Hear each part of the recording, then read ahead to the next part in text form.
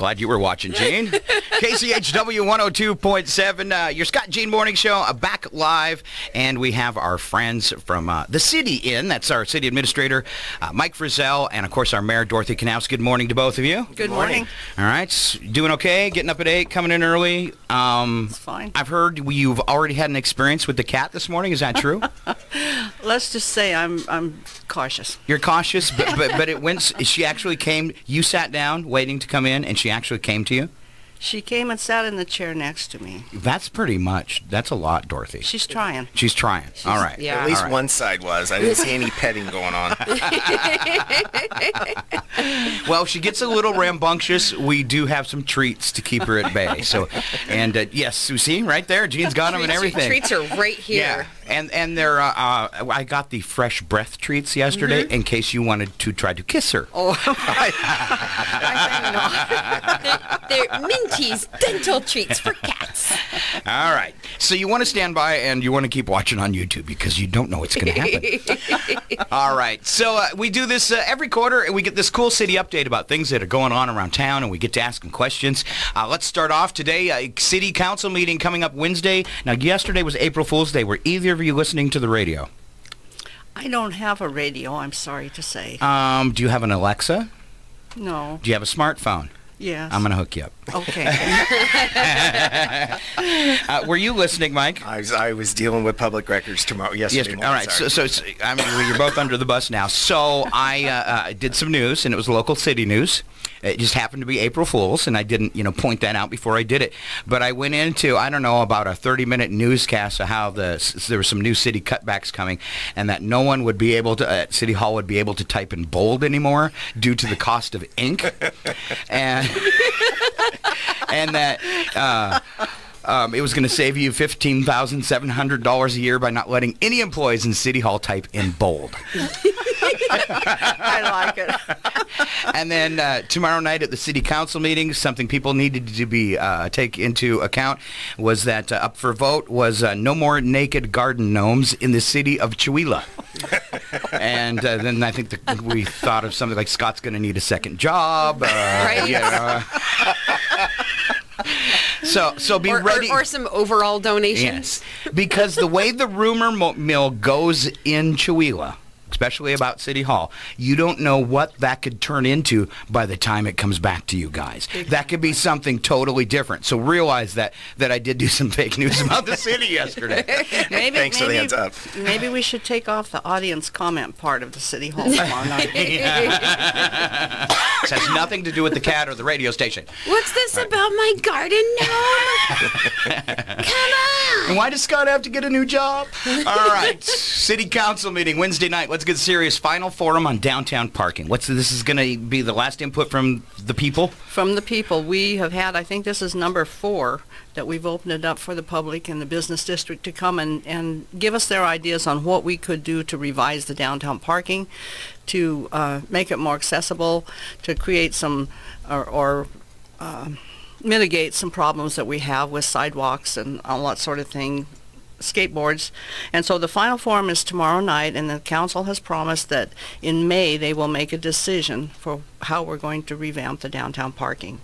The other thing that's happening tomorrow night is our planner, Alicia Ayers from SCJ, is coming to do a presentation on our comprehensive plan update, and we're in the process of that right now. I have an advisory committee that's going to put in input to the public hearings. I think there's at least 4 public hearings during the process this next year. And so she'll be there to make about a half-hour presentation. Now, you say comprehensive plan. Explain that. Comprehensive land use plan. That just details what we're going to do for transportation, for, Mike, what are some of the elements of it? Public works, just about any kind of city business. It's a way to outline what you're going to do for the next 8 years at the very least, and sometimes 20 and 30 years down the road. It identifies future wish lists, goals, priorities, how you're going to get there. Yeah, it's a great plan to have in place because our council changes over so often that it's the one document we can go back to and say, here's the plan, here's what we've been working on, and if you want to go on a different tangent, then we got to change that comprehensive plan and go a different direction. All right. So kind of a roadmap, and then it helps as future council people get in there and stuff too. Yes. All right. Very cool. All right. Street sweeping. I've been hearing actually. It's spring when people are excited that these streets are getting swept, and people have actually been talking about this. It's actually became water cooler talk. Oh, they're sweeping the streets. Ah. Oh, my car's all dusty. Ah. Well, what do you want? My goal every year is to make sure that the sweeper goes out before I get a call from Kevin Herta, because he's the one that is always on it first, and if I don't get on time, then Kevin's the one that calls. So this year I got a text from Kevin saying, thank you, I saw the sweeper today, so it made me feel very good. We get so busy with snow plowing that we have to work in all the parts that broke on the sweeper the year before, and sometimes it's a challenge to get it ready in time, but yeah, we were on top of it this year. All right. I've seen it out there. All right. Summer projects, what's going on in the big city? There's quite a bit going on. We have, let's see, I think we listed sidewalks later. I can't even read my own handwriting. Of course, now, I saw that, and so did everybody else, Dorothy. Has this happened before? Yes. Because you looked like his mom when you did that. I'm sorry, but she kind of gave the eye roll there, Mike. Well, unfortunately, I broke my glasses 2 weeks ago, and I have it. Yes, it will. Thank you so much. All right, Gene provided the cell phone light. All right, so pothole repair. That's the first thing we do every year, and this time of the year, because there's still the frost is coming out of the ground, it's just cold patch or gravel. So we get on it as quick as we can, and that turns into hot patching usually once the weather warms up in June, when we can get the hot patch material, and those are kind of the permanent fixes. Can I take advantage of the situation since you're in the studio? I'm going to toss you a pen.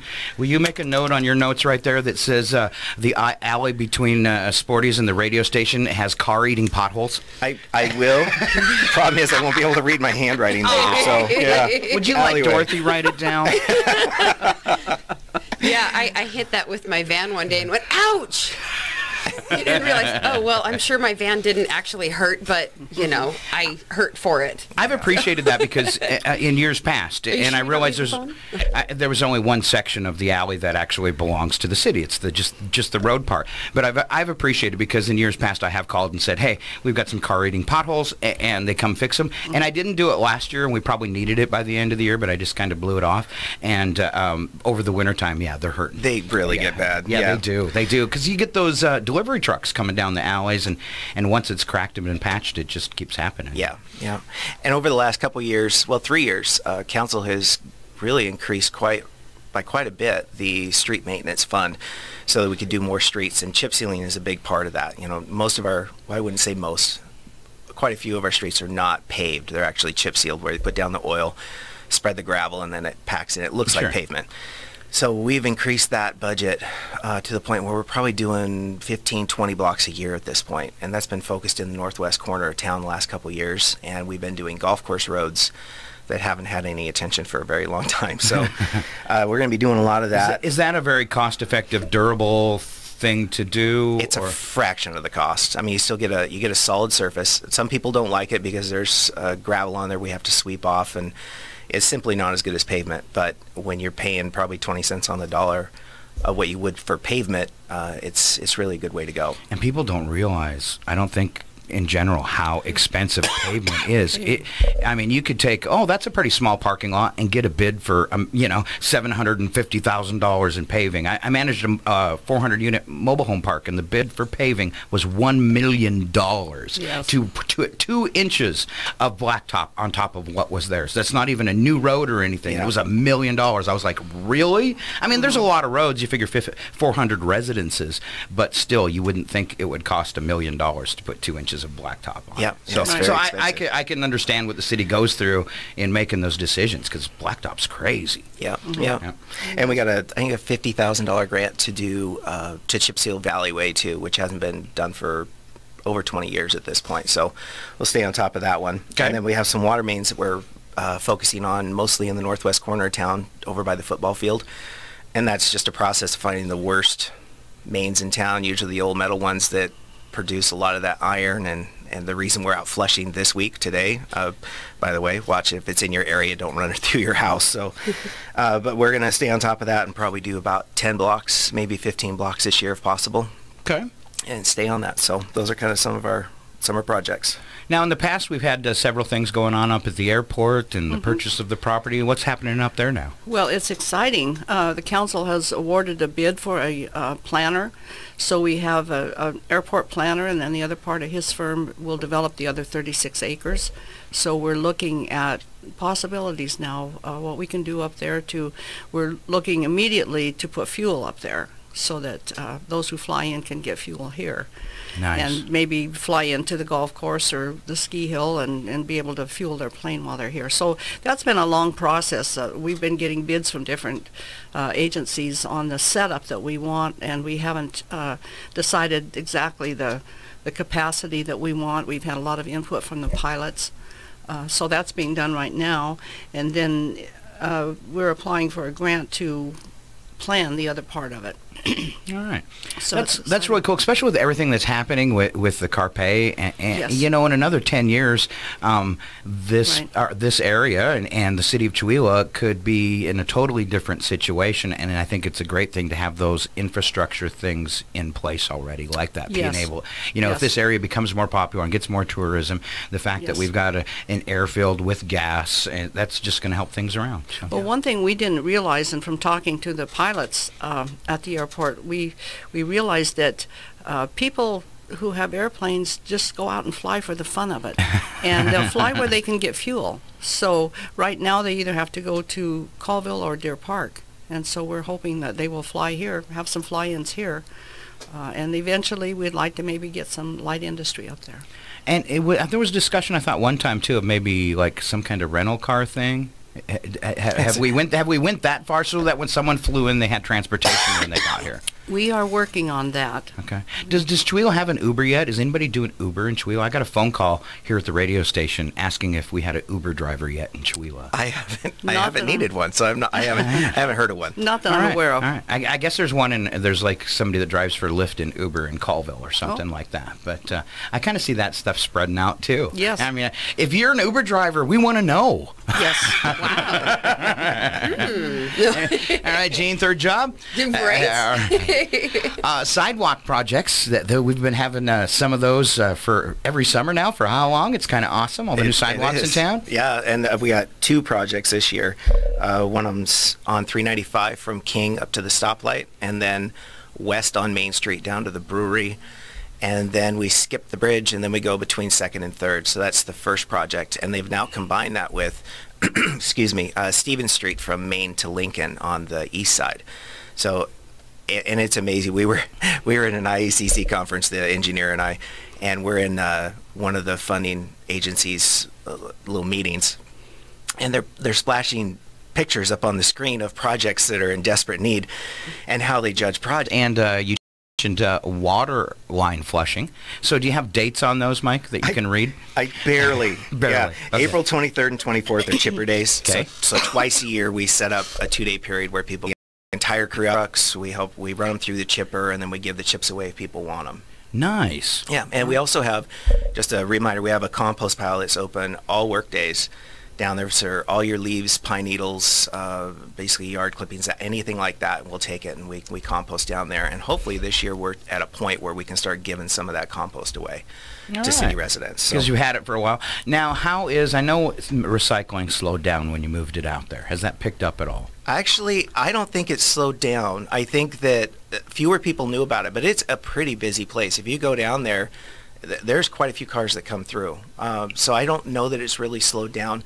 There's a lot of challenges that go with it. We can't find any. We have one place left that will take plastic, and we basically give it away. You know, we have to haul it to Spokane to give it away, the plastic, because the recycling business is so poor right now. That's horrible. It is. That's horrible. Yeah, and we make a little money, excuse me, a little money off the aluminum and the steel that we take in, and that's what is basically paying for us to keep the recycling open, which we feel is a really a much needed item for the city, and that got pushed by a couple council members, and I'm really happy it did. So it pays for itself, but there are some items that we have to pay, and we can't do glass at all because nobody takes glass anymore. I saw in Seattle, and this was years ago, that it was like a field of cubes of compressed glass that they couldn't sell, and they were just stockpiling it. It was just the weirdest looking thing, these glass cubes, and it was like crushed bottles and stuff all together.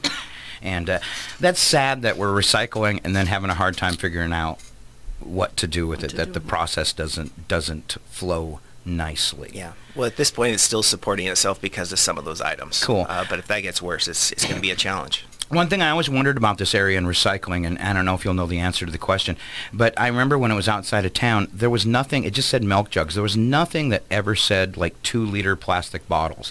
Is there no collection for the regular plastic bottles? There is, yeah. So I'm no expert on recycling, but basically I think it's the clearer the plastic, the better, and they rate them in 4 different stages. And so the darker plastics are the ones that they don't like to take. So we have hung examples, or we're going to hang examples of the ones that we do want, or the ones to keep out of those bins, and just hang them over the bin. But I'm not the one that really knows much about what we do take or not. So all right. So I was always curious about that, because I've seen places before that had, and when it was out there, it said milk jugs, but I never knew if that meant, okay, I can put all plastic jugs in there. I did, but I always kind of wondered, because I've been in places before, and I think that's the number one thing we should be recycling are the plastic bottles and those clear ones, because like you're saying, because it's easy. Yeah. And I've been in communities before where there wasn't something, it must be hard to get rid of, because there wasn't something in place for that. But that's the most polluting thing we have right now. They say if you, lined up all the bottles and they travel the world a couple times and stuff, and it's sad that some places haven't, it's sad that there isn't something in place, I guess, nationwide to deal with that. Well, it makes me wonder if, because I've seen where in other countries where places, where they couldn't figure out what to do with plastic, they would take the plastics, grind them up, and then they would melt them and compress them and start making like these blocks you could build houses with. Yeah, and I was thinking, 2x4s and stuff. Wouldn't it be cool if we could do something like that around here? It's like, well, that would actually be a decent industry, honestly, that, it would help save trees, but then use up a lot of plastics. You got to have the infrastructure for it, though. That's the hard part, right? Right, but, there's got to be some way to find grants for that, right? Just go win that lottery, Gene. You can take care of it for us. Right. If poor countries can do it, why couldn't we? All right, and just so everybody knows, Jean did promise that if she won the lottery, she would build us a wellness center. So if she does, we're going to call her on that one. All right. I would totally do that. Record. Wow. All right. Vectoring sewer lines. That sounds like fun. Yeah. Is that vectoring or? Vectoring, yeah. Vectoring. Yeah, it's a Vector truck. It's a giant vacuum, basically. Oh, I get it. You can imagine what they're vacuuming. Like a tractor, but a Vector. Vector, yeah. Yeah. So back one, Scott skipped the flushing the water mains. Oh, sorry. Be aware they're out today, and they're going to do it again in the fall. We do it twice a year. So you'll see that that's all the sediment, the manganese in our water. It falls out in our mains because of the chlorination. And it goes into all little dead end lines, and it's worse there at the hydrant. So when they flush it out, it looks pretty nasty and dark to begin with, but it clears up pretty fast. So and the key to that is don't run your water through your hot water heater after we've flushed in your area, because that will bring stuff in there. The ideal thing is to go outside and run your garden hose, but in the winter you can't do that too long. Yeah, just don't. I mean, if they're in your area, just don't use the water. Don't turn it on. Don't bring it into your house at all.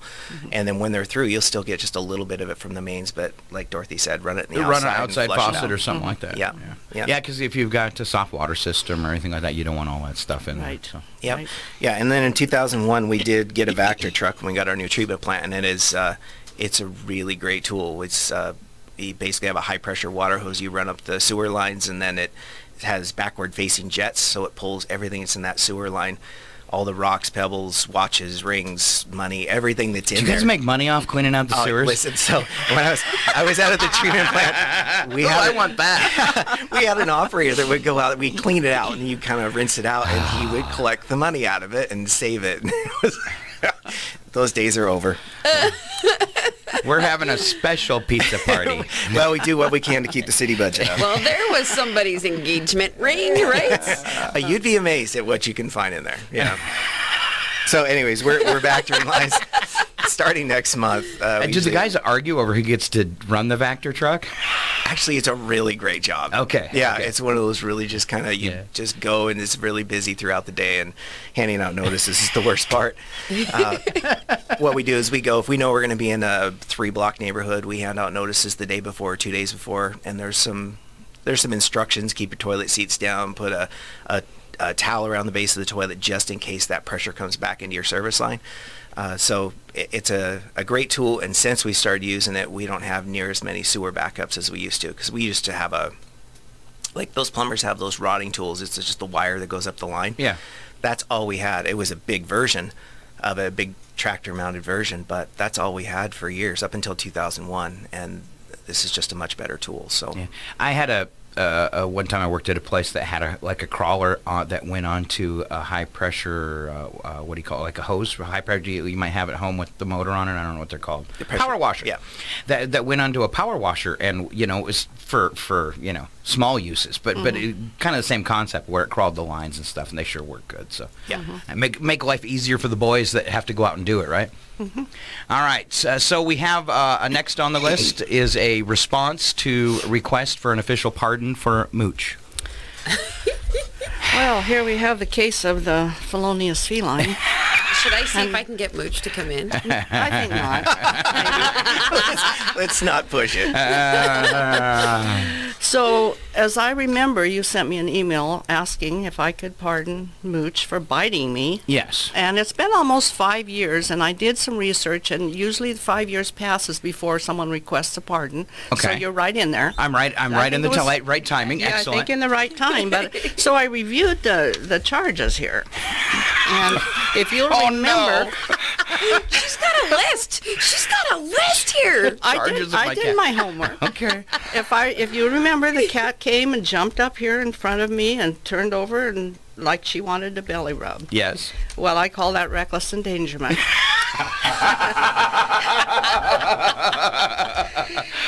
And there also there was assault with intent to draw blood.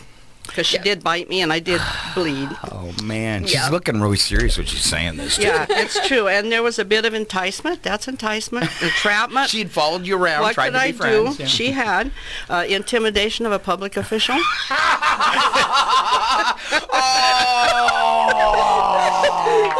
Oh, she finally broke into a laugh. And up until this morning, she did not seem contrite. But she did try to make up with me this morning. Now, I did check. No known priors on her. Mm-hmm. Checked with the chief. No criminal history. No? She's never been in trouble before. That's right. He's not aware of any cat burglaries. So, in view of all of that, and she seemed contrite this morning, so I am willing to pardon her with conditions. With conditions. Okay. No more biting the mayor, ever. Okay. And she needs to do her best to help you raise the funds that you need for the repair of your equipment. All right. Does those two things, I will fully pardon her next time. Oh, really? We're going to have to wait. All right. Right. So she's basically on probation. She's on probation. All right. Mooch is All right. on probation. You heard it there. All Mayor right. Dorothy Knaus has partially pardoned Mooch the cat. She's on probation, so basically everybody needs to help Mooch raise the funds to get us back up to high power, and then she might get her pardon? Exactly. Oh, I Okay. like that. Very I like conditional, right? That. All right. So how long did it take the wound to heal? Do you Oh, it must have been a day or two. really? It was the emotional damage that was the problem. It was the trauma. I know, because for the past 5 years, every quarter when you walk through the door, your first question is, "Where's the cat?" All right. So now that you've pardoned the cat, Partially. Partial. partially, She's pardoned probationed the All right. cat. Do you want to try to give her a treat? I think not. Okay. I will respect that.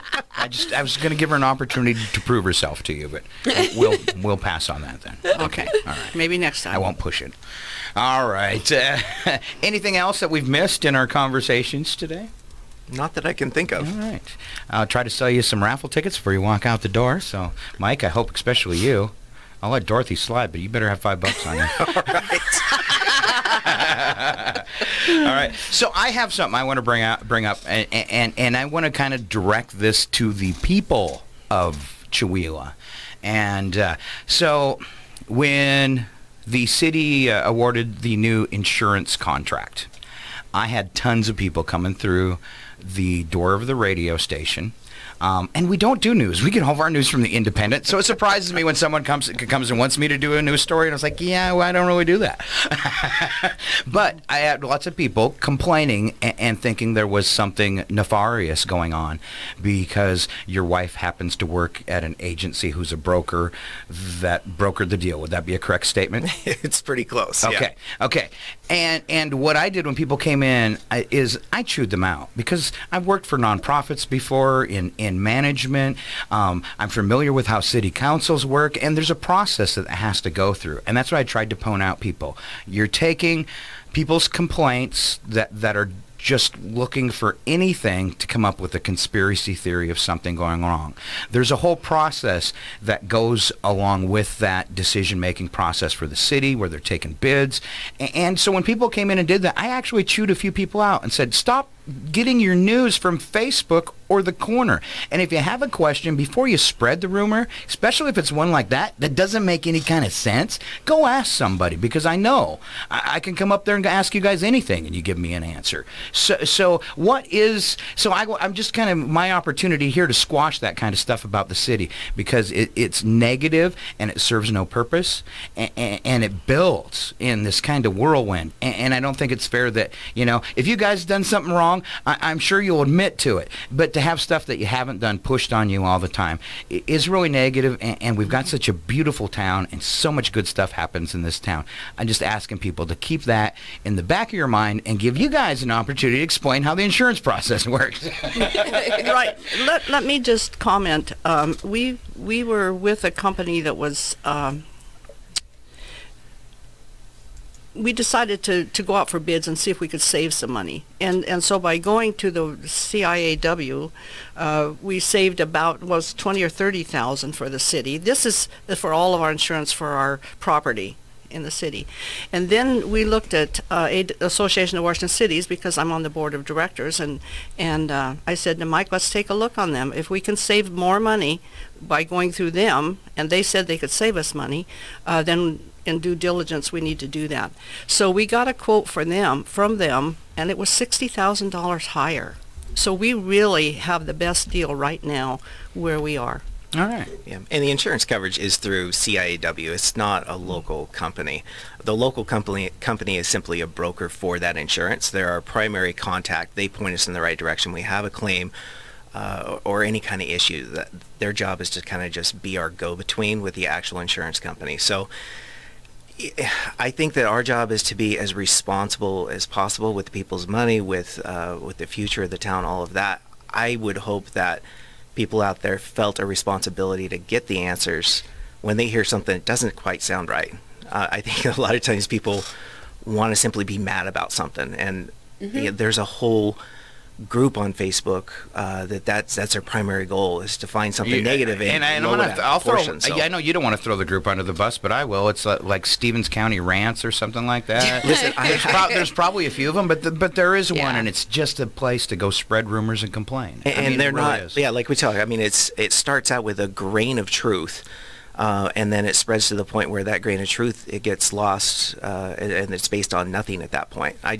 I just always hope that people will come in and ask, or call me and ask what's going on, and we'll be truthful about it. So the move to the insurance company literally saved the taxpayers $60,000. Actually, the first one, and I think it was over 30,000. I think it was close to it was 34,000 if my memory is correct. Okay.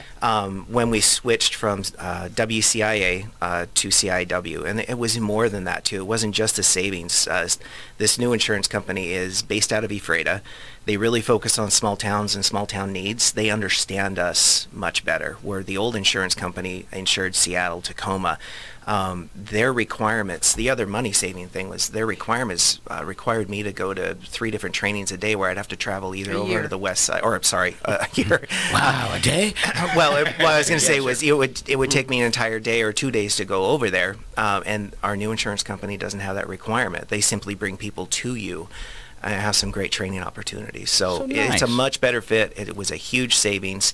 And when we were approached by another outfit to say they could save us money, even though we were happy with where we're at, we did look into it because that was a responsible thing to do, only to find out that they were $60,000 more than what we're currently paying. So we will continue to make sure that not only are we getting the best deal, but it's the best fit for Chewelah. So. All right. Thank you for that, because that's the kind of stuff, and when you have that question, you have a concern, you've heard a rumor, you check it out, and don't propel it, because it's negative for everybody.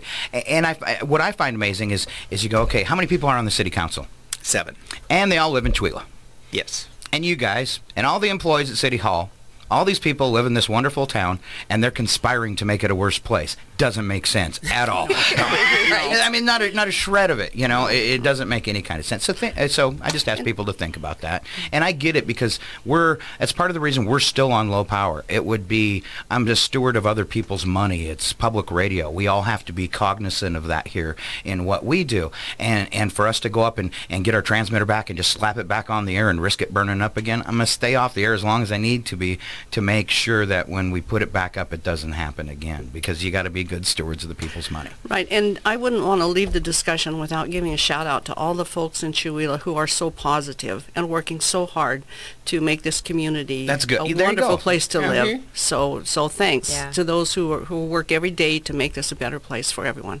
I'm gonna take a second before we wrap up, just because we can. I'm gonna read something I got that I was quoted on in the Silverado. Have you guys seen the episode or this week's edition of the Silverado? I have not. How about this week's edition of the Independent? Did you see Mooch on the front page? I did see Mooch. All right, so then we got some publicity from KS Brooks. Everybody knows KS around town. And she writes for the Silverado, and she got permission to do a story on the radio station. I don't know if I can get it up on the webcam, but look at that great picture. Our studio looks so cool. She got such a great shot, and I'm holding the cat in it. Shows how big Mooch is. Exactly. And let me see if I can find page 24. She's a big girl. So one of the questions she asked me, and I won't read my whole thing, I'll make people get the paper and read it, but she was asking me about why I would do this and then why I would do it for free. So I gave all the reasons. And one statement that I want to see if I can find it here and finish it up. And I refer to Chewelah. I talk about how it's every DJ's dream to start a radio station. I got great friends, great volunteers, great community support. And then I said Chewelah is my hometown, a happy place. And I've never seen so many people do so many kind things for others. It's infectious, and I love that our radio station can be a catalyst for that. And that's really the way I feel about Chewelah. So when something negatives happen, put that in your pipe and smoke it instead. Yeah. All right. Giving them a big thanks for coming in. Our Mayor, Dorothy Knaus, our City Administrator, Mike Frizzell. Thank you guys so much. Thanks, guys. Appreciate it. Thank you for your work. Have a great day. Thanks for the partial pardon. We'll make sure Mooch stays on top of those tickets. Don't forget, you can get tickets today. Valley Drug and the Independent. Help pardon Mooch. She needs it. It's KCHW 102.7, and me and Gene will be back in a few minutes. We cross the country.